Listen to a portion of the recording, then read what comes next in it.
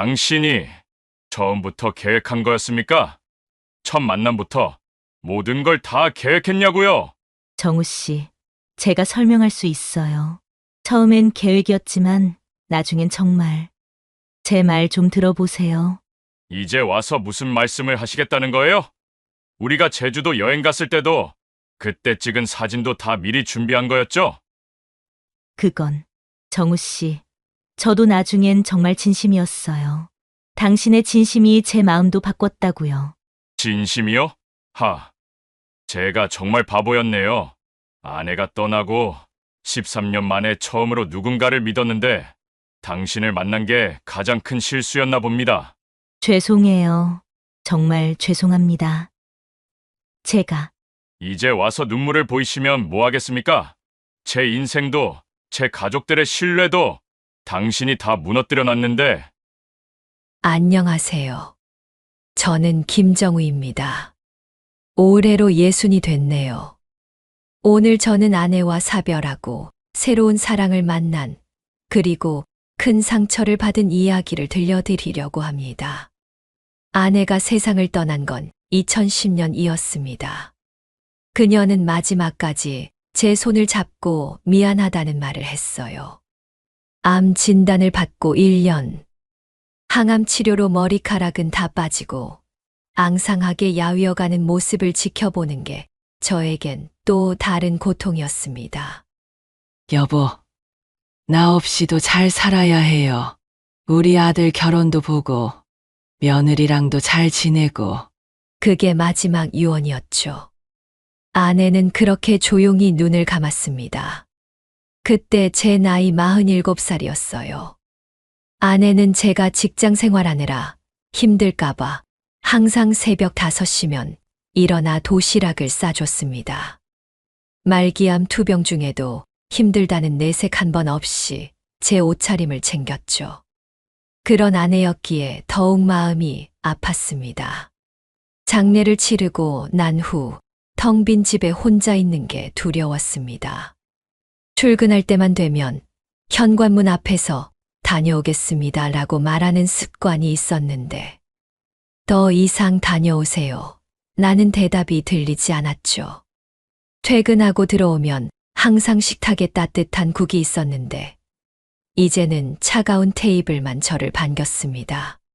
주말이면 아내가 좋아하던 화초에 물을 주고 아내의 빈자리를 바라보며 혼자 밥을 먹었죠. 가끔은 아내가 가장 좋아하던 된장찌개를 끓여보려고도 했지만 아무리 해도 그 맛이 나지 않았습니다. 여보, 오늘은 회사에서 이런 일이 있었어. 혼잣말하듯 아내와 대화를 나누곤 했습니다. 누군가는 이런 제 모습이 불쌍하다고 할지도 모르겠네요. 하지만 저는 그렇게라도 아내를 곁에 두고 싶었습니다. 주말이면 아내와 함께 다니던 동네 시장을 혼자 걸었습니다. 아내가 좋아하던 꽃집에 들러 국화를 사서 제사상에 올리고 아내가 즐겨 먹던 호떡집에 들러 혼자 호떡을 먹었죠. 그 호떡집 아주머니는 아직도 저를 보면 아이고, 사모님이 너무 일찍 가셨네요 라며 안타까워하십니다. 그렇게 13년의 시간이 흘렀습니다. 아들은 장가를 가서 분가했고 저는 혼자만의 생활에 익숙해져 갔습니다. 주말마다 등산을 다니면서 건강도 챙기고 그러다 우연히 산악회를 알게 됐죠. 처음에는 단순히 건강을 위해 시작한 등산이었는데 그곳에서 저는 제 인생의 두 번째 봄을 만나게 됐습니다. 그때는 몰랐습니다. 그 산악회에서의 만남이 제 인생을 완전히 뒤바꿔 놓게 될 거라는 걸. 그리고 그 만남이 제게 얼마나 큰 상처를 남기게 될지도. 아내가 떠나고 시간이 흘러 주변 사람들은 제가 재혼할 거라고 생각했습니다. 하지만 전 그럴 생각이 없었어요. 아내와의 추억이 곳곳에 남아있는 이 집에서 새로운 사람을 들이고 싶지 않았거든요. 아들은 대학을 졸업하고 좋은 회사에 취직했습니다. 아내가 늘 걱정하던 아들의 결혼식도 3년 전에 무사히 치렀죠. 며느리는 간호사인데 친정어머니가 일찍 돌아가셔서 저를 친아버지처럼 잘 따릅니다. 아버님, 주말에 저희 집에 오세요. 제가 아버님 좋아하시는 동태찌개 끓여드릴게요. 그래도 전 가끔씩만 아들 집에 갔습니다. 젊은 부부의 신혼생활에 방해될까 봐요. 대신 등산으로 외로움을 달랬죠. 처음에는 혼자 다녔는데 회사 동료가 하나둘 저를 산행에 데려갔습니다. 정우 씨, 우리 이번 주말에 북한산 가는데 같이 갈래요? 사람들이랑 어울리면서 운동도 하고 좋잖아요. 그렇게 시작된 등산이 어느덧 취미가 됐습니다. 주말마다 산에 오르다 보니 체력도 좋아지고 잠도 잘 오더라고요. 아들도 제가 달라진 걸 느꼈는지 좋아했습니다. 아버지, 요즘 훨씬 건강해 보이세요. 얼굴색도 좋아지고 하늘에서 어머니도 좋아하실 것 같아요. 작년 가을 회사를 정년 퇴직하고 나서는 본격적으로 산악회 활동을 시작했습니다. 구청에서 운영하는 실버 산악회였죠. 매주 수요일마다 모여서 서울 근교 산을 다녔는데 다들 비슷한 나이대라 대화도 잘 통하고 즐거웠습니다. 김정우 회원님, 이번 주 산행은 도봉산인데 꼭 나오세요. 벌써 3주째 개근하고 계시네요. 산악회 총무님의 말씀처럼 전 한 번도 빠지지 않고 참석했습니다. 산에 오르다 보면 아내 생각도 잠시 잊을 수 있었거든요. 그러다 그녀를 만났습니다. 그때가 작년 3월, 아직 꽃샘 추위가 남아있던 날이었죠. 솔직히 말씀드리면 처음부터 그녀에게 마음이 갔던 건 아닙니다.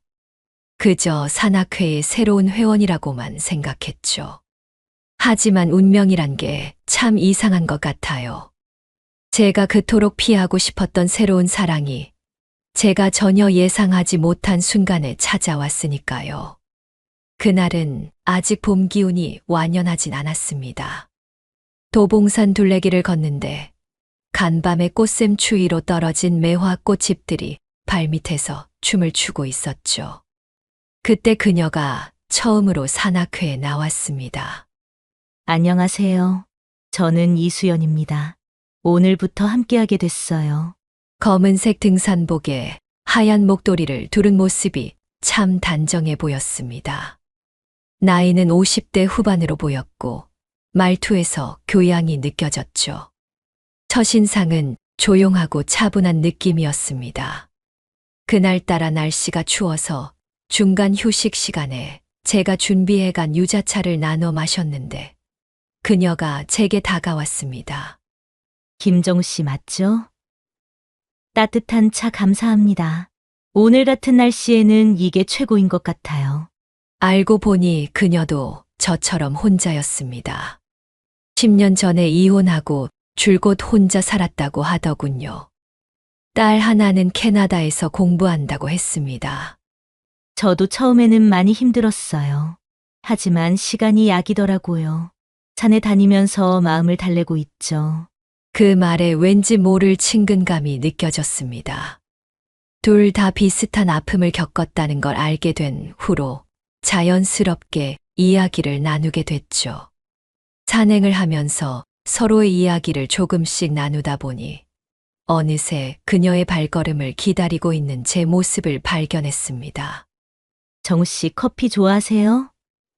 저기 산 아래 괜찮은 카페가 있더라고요. 하산 후에 마시는 커피가 우리의 일상이 됐습니다. 그녀는 아메리카노를, 저는 카페라떼를 마셨죠.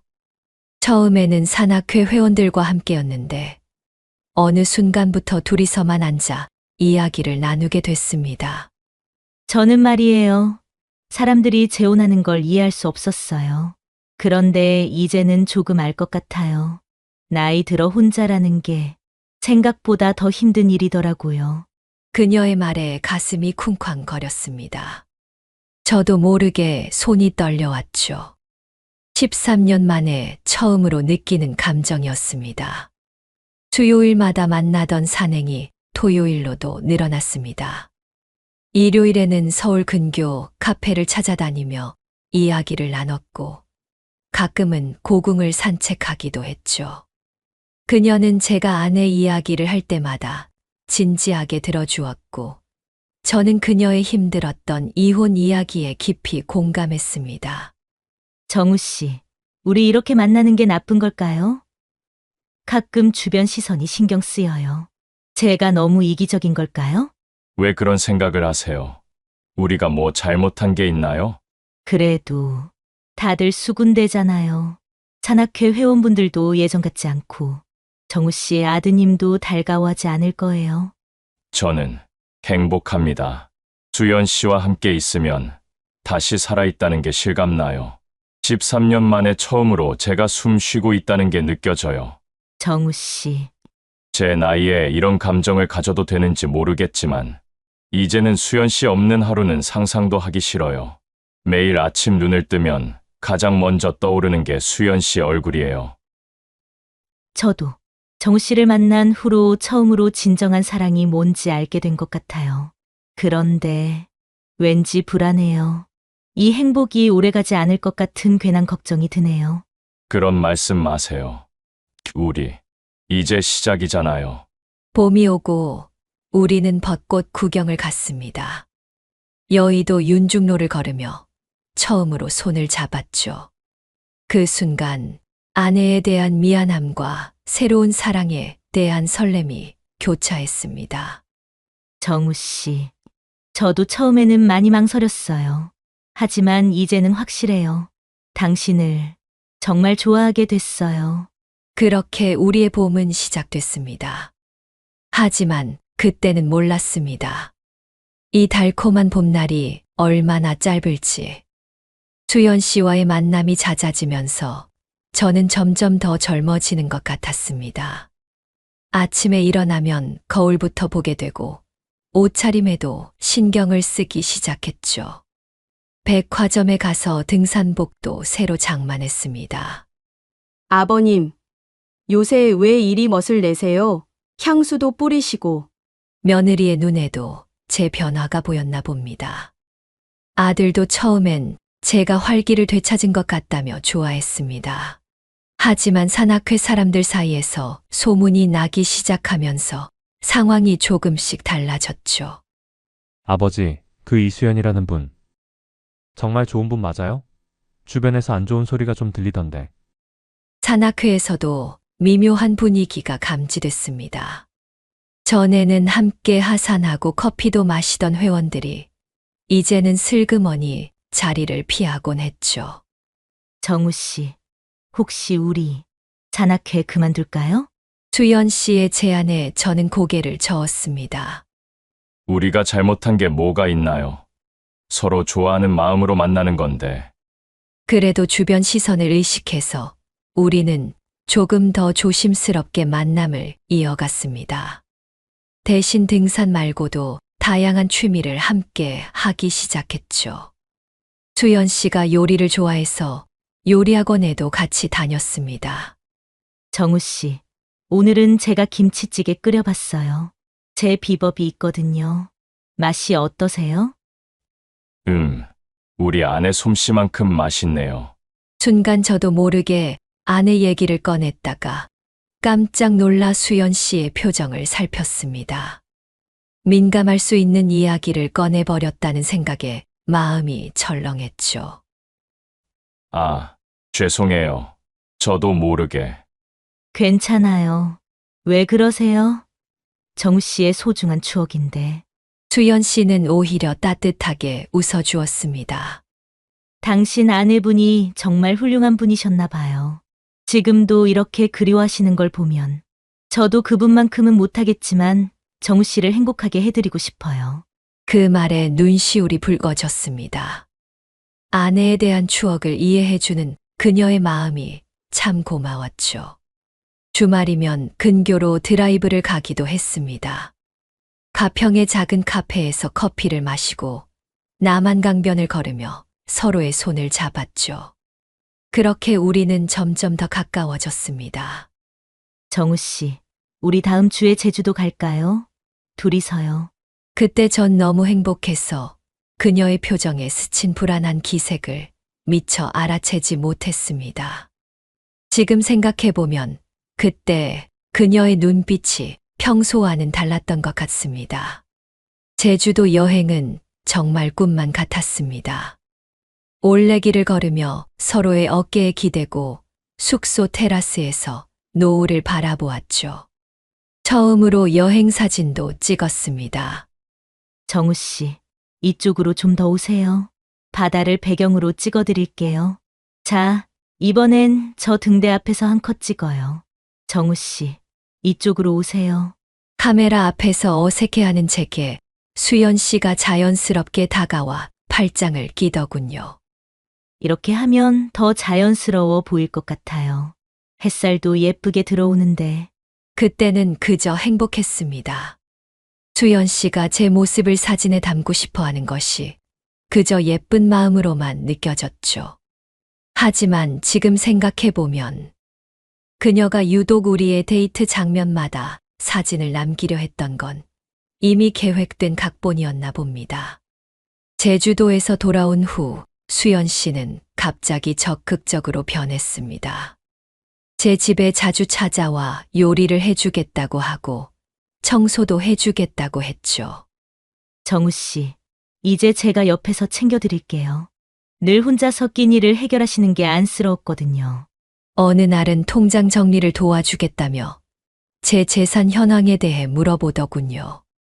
당시에는 그저 앞으로의 미래를 준비하는 거라고만 생각했습니다. 요즘 보이스피싱이 많잖아요. 제가 정우 씨 통장 관리 좀 해드릴게요. 그동안 고생하면서 모으신 거 잘 지켜야죠. 수연 씨의 그런 섬세한 배려가 좋았습니다. 퇴직금도 있고 아내와 함께 모은 예금도 있었거든요. 모두 6억 정도. 은행 직원이 노후 자금 관리를 해보자고 할 때마다 미루기만 했는데 수연 씨 덕분에 체계적으로 정리할 수 있을 것 같았죠. 아버지, 그분이랑 결혼하실 생각이세요? 어느 날 아들이 조심스럽게 물었습니다. 사실 저도 그 생각을 하고 있었어요. 이제는 혼자가 아닌 것 같다는 안도감. 누군가와 함께 늙어갈 수 있다는 기대감이 있었거든요. 아들아, 아직은 잘 모르겠다. 하지만 수연 씨는 좋은 사람이야. 너도 만나보면 알게 될 거야.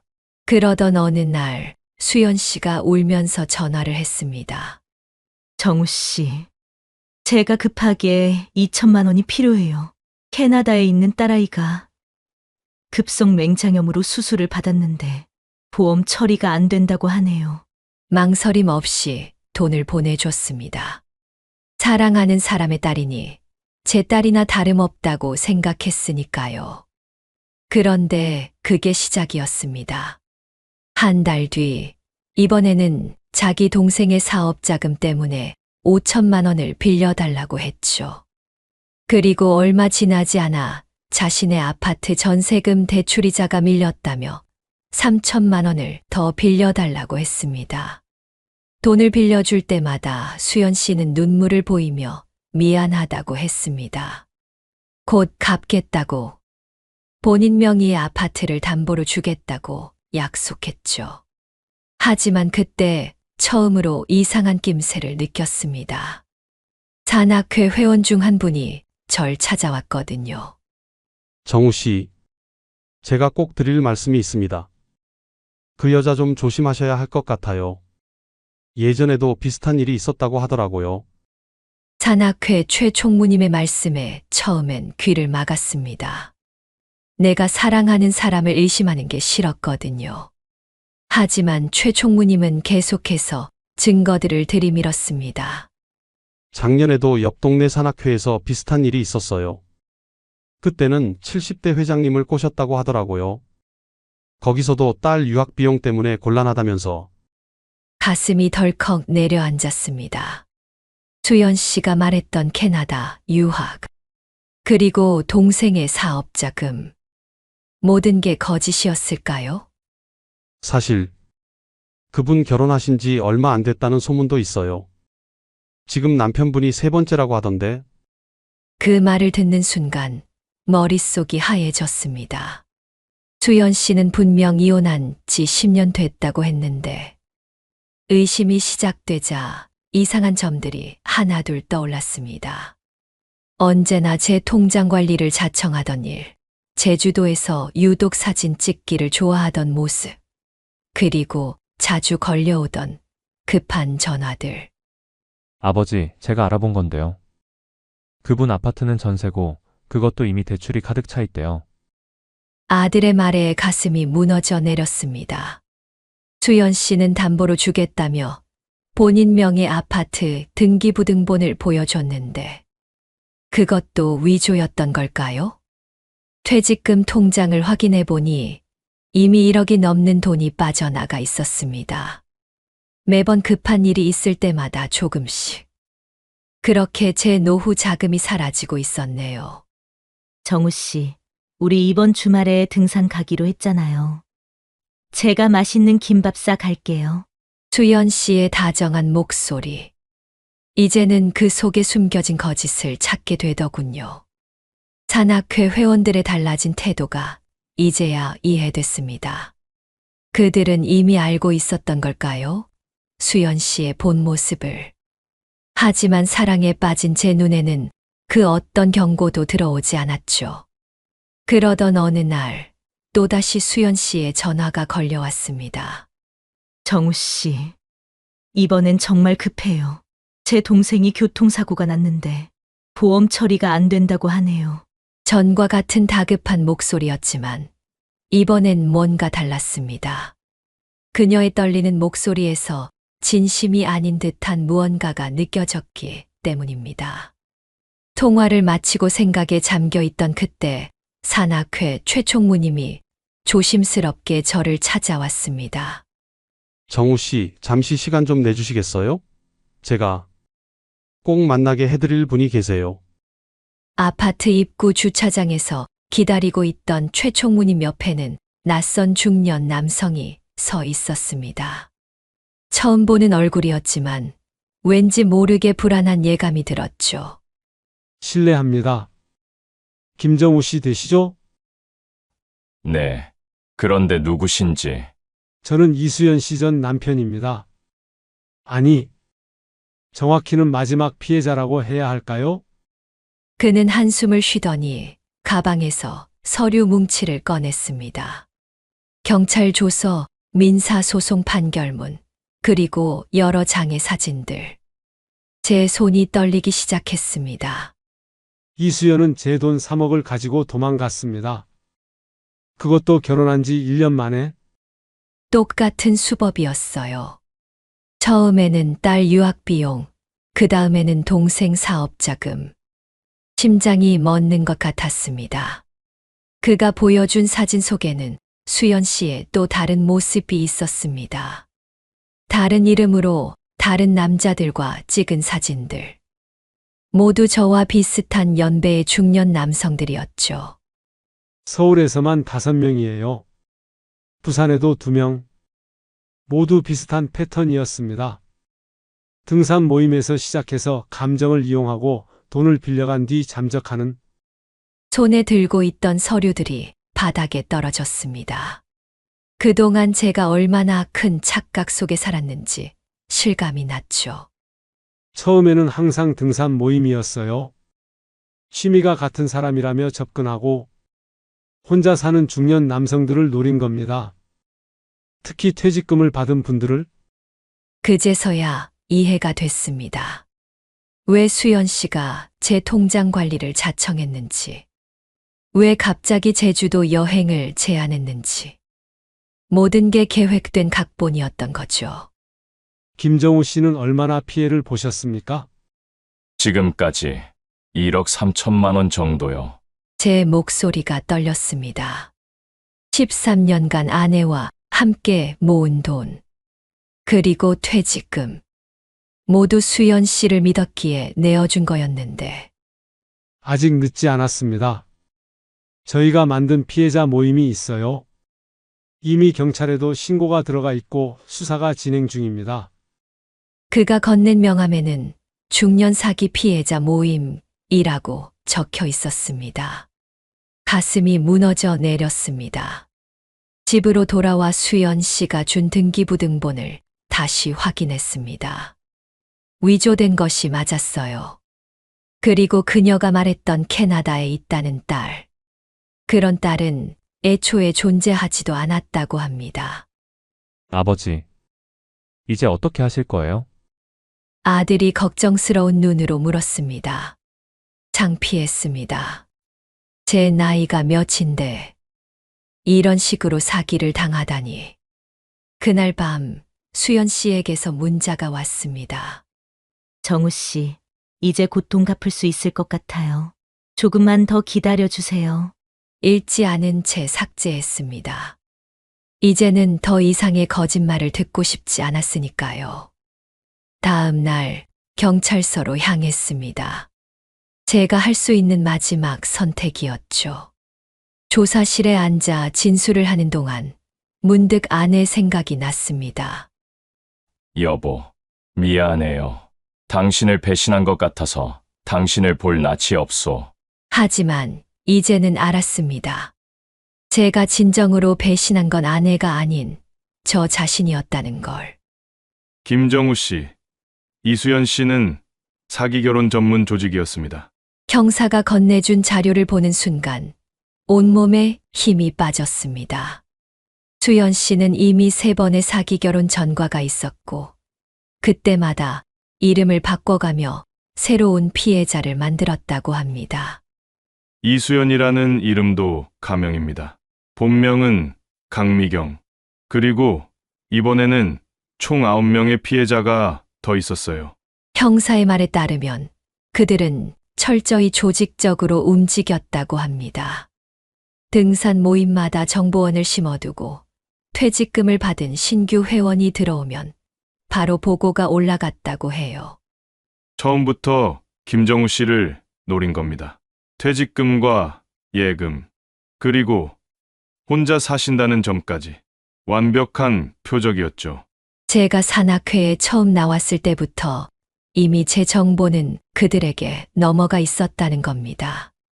그들은 제 일상을 낱낱이 조사했고 심지어 제 아내의 기일까지 알고 있었죠. 저기, 김정우 씨. 잠시 들어가도 될까요? 갑자기 문이 열리더니 낯선 여성이 들어왔습니다. 처음엔 그저 진술을 하러 온 다른 피해자인 줄 알았죠. 전 더 이상 이 짓을 못하겠어요.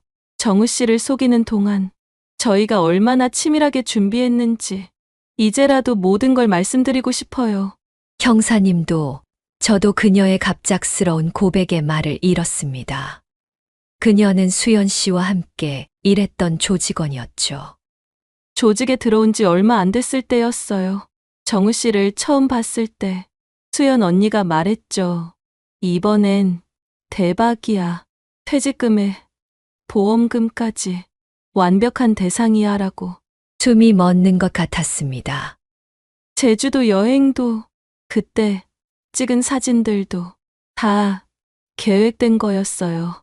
나중에 돈을 더 뜯어내기 위한. 미안해요. 정말 미안해요. 그녀의 눈에서 눈물이 흘렀습니다. 하지만 제 가슴 속 얼음장처럼 차가워진 진실 앞에서 그 눈물마저도 의심스러워졌습니다.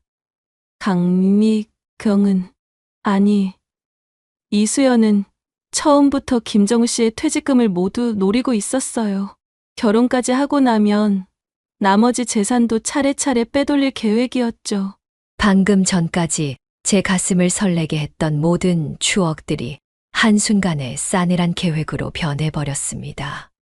가장 좋아하시는 음식이 김치찌개라는 것부터 등산 가실 때 항상 왼쪽 무릎을 조심하신다는 것까지 모든 정보를 미리 입수했었어요. 그제야 이해가 됐습니다.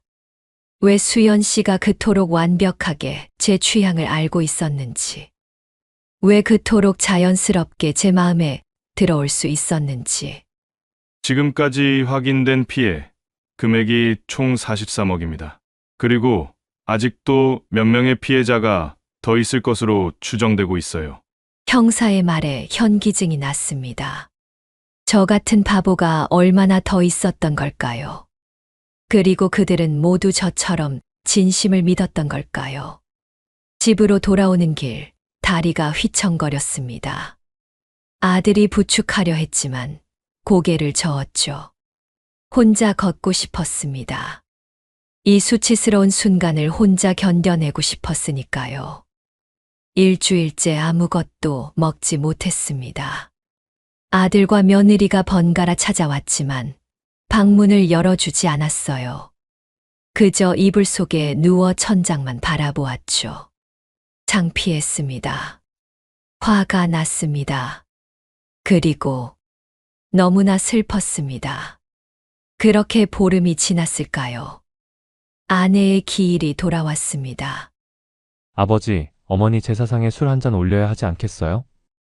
아들의 말에 고개를 저었습니다. 제사상 앞에 앉아 있는 것조차 죄스러웠으니까요. 이런 못난 남편의 모습을 아내가 보고 있을 것 같아서 고개를 들 수 없었습니다. 며느리는 매일 아침 도시락을 들고 찾아왔습니다. 하지만 한 숟가락도 넘기기 힘들었어요. 3개월이 지나자 8kg가 빠졌다고 하더군요. 우울증이 심각하다는 의사 선생님의 소견에 약물 치료도 시작했습니다. 밤마다 악몽에 시달렸거든요. 잠들 때마다 수연 씨가 찾아왔고, 그럴 때마다 숨이 막혀 깨어나곤 했으니까요. 아들이 자기 집으로 오라고 했을 때 더 이상 거절할 힘도 없었습니다. 혼자 있는 게 무서웠거든요. 빈 집에 있으면 자꾸만 그때 기억이 떠올랐습니다. 수연 씨와 마시던 커피향, 함께 걷던 등산로, 그리고 그녀가 해주던 김치찌개 맛까지. 그 모든 것들이 이제는 저를 괴롭히는 악몽이 되어버렸습니다. 할아버지, 이거 제가 그린 거예요. 할아버지랑 놀이공원 가는 그림이에요. 손녀의 그림을 보며 처음으로 미소를 지었습니다. 그동안 제 곁에 있던 진짜 가족들을 잊고 살았던 것 같아요. 아버님, 저희 집 앞에 노인복지관이 있는데 거기서 기타 배우실래요? 아버님 젊었을 때 통기타 잘 치셨다면서요. 며느리의 제안으로 복지관에 나가기 시작했습니다. 처음에는 사람들의 시선이 두려웠어요. 저 사람이 사기를 당했대라는 소문이 도는 것 같아서. 정우 씨, 저도 비슷한 경험이 있어요. 3년 전에 전화 사기로 2억을 날렸죠. 복지관에서 만난 할아버지의 고백에 처음으로 마음을 열었습니다. 피해자 모임에도 나가기 시작했고, 그곳에서 비슷한 상처를 가진 분들을 만났죠. 우리 같은 사람이 한둘이 아니에요. 부끄러워하지 마세요. 도움이 필요한 사람들한테 우리의 이야기가 교훈이 될 수 있잖아요. 그분들 덕분에 조금씩 용기를 내기 시작했습니다. 경찰서에도 적극적으로 진술을 하고 다른 피해자들의 신고도 도왔죠. 어느 날 구청에서 등기 우편이 왔습니다. 세금이 밀려 집이 경매에 넘어갈 수 있다는 내용이었죠. 그동안 제 정신이 아니어서 그런 것들은 신경도 쓰지 못했습니다. 아버지, 집이 차압될 위험이 있대요. 제가 대출을 알아볼게요. 결국 아들의 도움으로 위기를 넘겼습니다.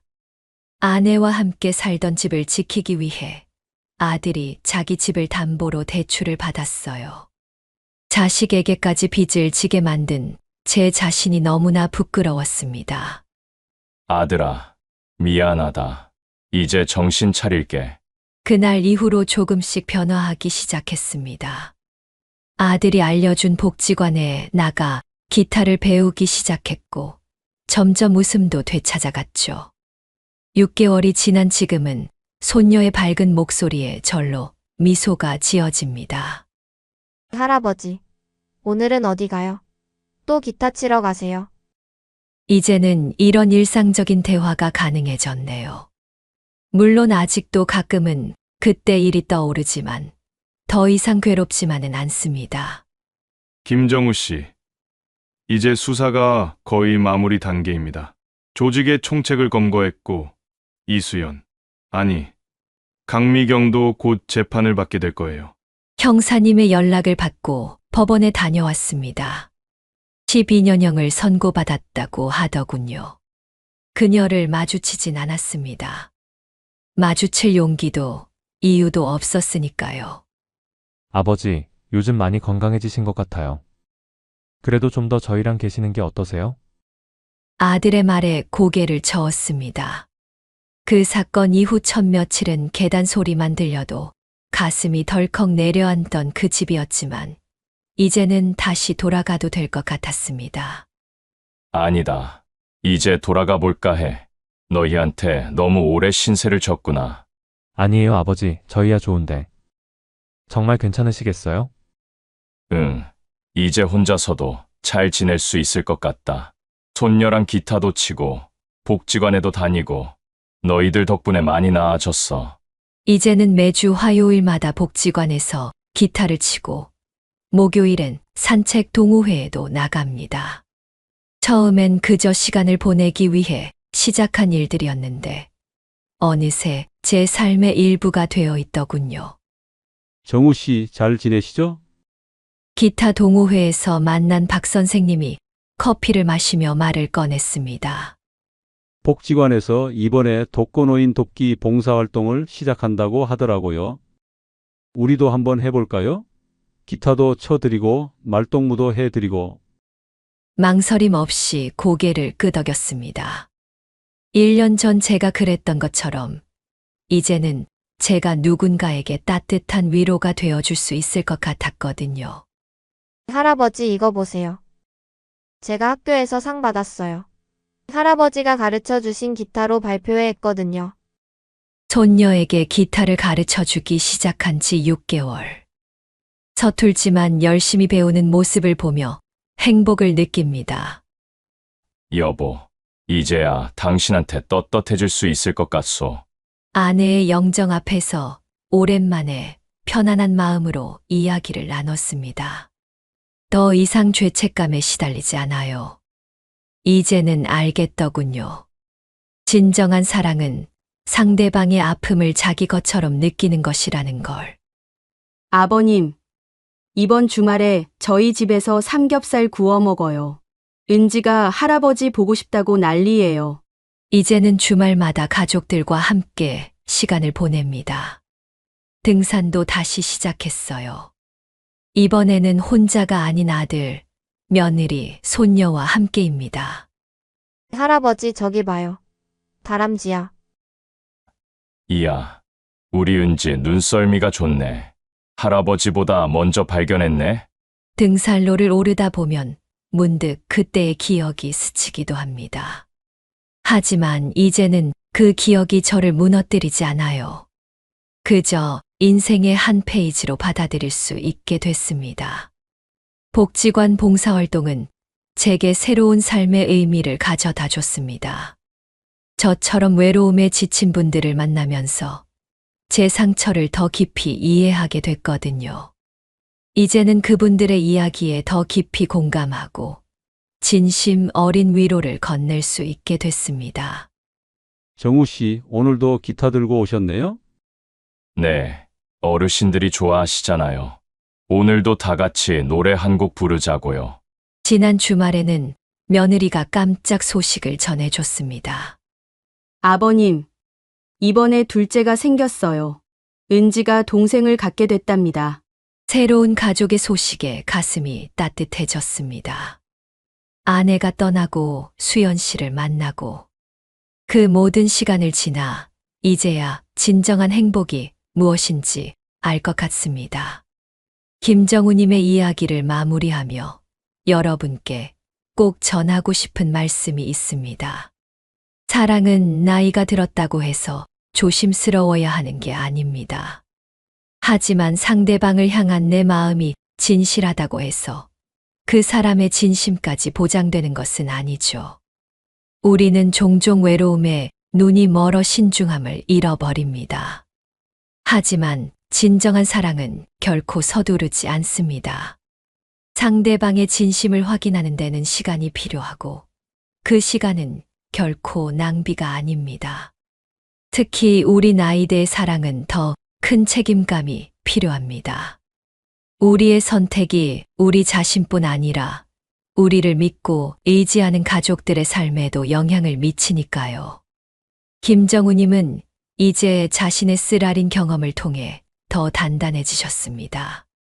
이제는 혼자가 아닌 가족들과 함께하는 시간의 소중함을 깨달으셨죠. 때로는 우리 곁에 있는 작은 행복들을 새로운 사랑에 대한 열망으로 놓치기도 합니다. 사랑을 시작하기 전에 잠시 멈춰서서 생각해 보시기 바랍니다.